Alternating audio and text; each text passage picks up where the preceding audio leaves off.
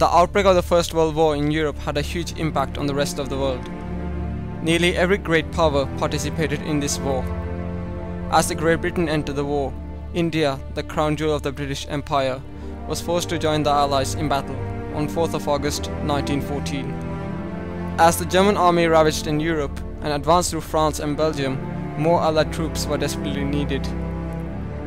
At the beginning of the war, Sikh military personnel numbered around 35,000 men of the 161,000 troops of the Indian Army. The British Indian Army was made of over 20% Sikhs, despite the fact that Sikhs account for only less than 2% of the population in India. By the end of the war, thousands and thousands of Sikhs participated in the First World War. So my problem question is, why were the Sikhs, a minority in India, recruited in large numbers during the First World War? Now, one of the most obvious reasons is that the Allied forces needed soldiers. But the thing is that India is a huge country with a huge population. So why particularly the Sikhs? The Sikhs have always had a reputation of being remarkable soldiers and are known for their proud warrior traditions. Since the time of the Gurus, the Sikhs have had several encounters with the mighty Mughal Empire. Throughout history, Sikhs have been a minority, but even though they have been in small numbers, they have been capable of taking on far more supreme armies. For instance, in the Battle of Tumkur in 1704, about 40 Sikhs fought against a Mughal army of 100,000. Even the British had difficulties against the Sikhs when they established the empire in India. In fact, Punjab, the homeland of the Sikhs, was the last state to be annexed by the Englishmen. The mighty army of the Great Britain was unable to set a foot in the boundaries of the Sikh Empire during the reign of Maharaja Ranjit Singh, who was titled Sher-e-Punjab, the Lion of Punjab. Furthermore, the Brits experienced the courage of the Sikhs during the Anglo-Sikh Wars. After the fall of the Sikh Empire, Punjab became a recruiting base for the British Army. The British East India Company needed loyal soldiers to guard the empire. So, instead of exporting thousands and thousands of soldiers from England, they started to recruit the locals. It was very usual for the colonizers to do that. Eventually, many of these local mercenary soldiers participated in the First World War. Since the Sikhs, or generally the Indian soldiers, are described as mercenaries, money may have been one of the motivations to join the army. But, according to BBC's website, the Indian infantrymen were paid mere 11 rupees per month. But it was possible to earn a bit more by promotion or by serving for a long period. Many Sikhs romanticized the idea of bringing honor to the religion and dying on the battlefield. A Sikh soldier, Inder Singh, fighting on the Somme in September 1916, wrote home, "It is quite impossible that I shall return alive, but don't be grieved at my death, because I shall die arms in hand, wearing the warrior's clothes. This is the most happy death that anyone can die."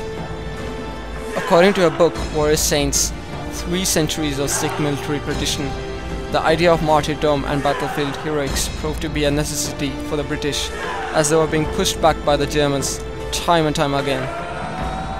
In fact, the British felt it necessary to nourish Sikh fanaticism by allowing the Sikhs to wear the turban and other religious symbols. It wasn't uncommon to see the Sikh holy book, Guru Granth Sahib, being carried before a marching Sikh battalion, or even on the front lines among the battling Sikh troops. In the end, the Sikhs, or generally the colonial army, was more or less just cannon fodder. The colonizers could just recruit new soldiers when the others were dead, and the colonies they had, such as India and Africa, had a large population resource. The British did not value their soldiers, since they thought of themselves as superiors. Racism was widespread, and the Africans and Asians were looked upon as inferior because of their dark skin color. But still, some officers acknowledged the Sikhs and had mutual respect for them. In France and Belgium, they were received as heroes by the native population. The Sikhs were called the Black Lions by the Arabs in Middle East for their fighting spirit and bravery. The Sikhs sacrificed their lives for a war which wasn't theirs to begin with. Yet, they fought for the freedom of Europe, and did it out of honor and loyalty. Over 140,000 Sikh soldiers fought in Battle of Ypres, Flanders, the Somme, Gallipoli, East Africa, Palestine, Egypt, Mesopotamia, and numerous other battlefields in nearly all theatres of the First World War. More than a quarter of these soldiers became casualties. In the First Battle of Ypres at Flanders in 1914, a platoon of Sikhs died fighting to the last man, who shot himself with his last cartridge rather than surrender. In all the battles in which they fought, they had to suffer heavy casualties. However, there was no wavering among them, and they always stood sturdy as rocks. The Battle of Gallipoli was fought to capture Constantinople to reach the Ottoman land, which had entered the war scene on the side of Germany. A British regiment, the 2nd Royal Fusiliers, were finding it difficult to fight the Turks, so the regiment of Sikhs was sent for their help. Although the Allies did not succeed, the bravery shown by the Sikhs during this operation became a glorious chapter in the history of warfare. The task given to the Sikhs was highly dangerous. They were to capture 2 Turkish trench lines.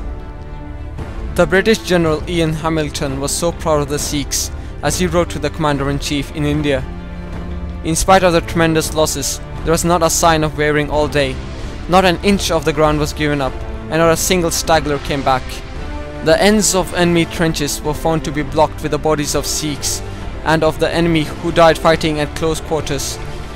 And the glacis slope was thickly dotted with the bodies of these fine soldiers, all lying on their faces as they fell in their steady advance on the enemy. The history of Sikhs affords many instances of their value as soldiers, but it may be safely asserted that nothing finer than the grim valor and steady discipline displayed by them on the 4th of June has ever been done by the soldiers of the Khalsa. So there are basically 3 main reasons for why the Sikhs were recruited in large numbers. First, it was common for the colonizers to recruit soldiers from the colonies. Second, the Sikhs were known as great warriors. Third, the British respected the Sikh identity and allowed the Sikhs to carry religious symbols. It was necessary for the British to nurse the Sikh fanatism so that they would fight ferociously on the battlefield. The Sikhs' bravery earned them many medals, such as the Territorial Force Medal, the British War Medal, Victory Medal, and several other stars and badges. A Victorian Cross winner, Brigadier Sir John Smith of the 15th Sikhs Regiment, claimed, "There are no finer fighting men in our Indian army than the Sikhs." Sadly, their invaluable valor is forgotten by the Europeans and is rarely mentioned in any history books.